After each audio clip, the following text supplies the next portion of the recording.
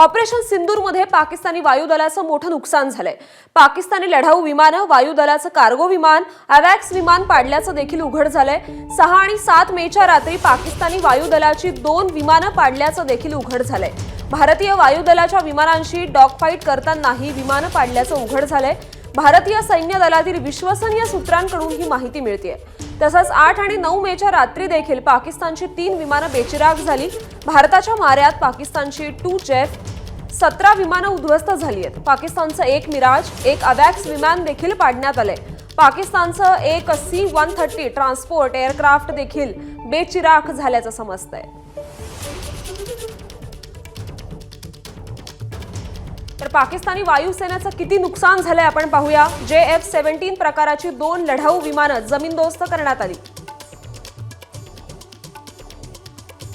Squadron leader Usman युसुफसह हवाई दलाचे 5 जवान ठार झाले।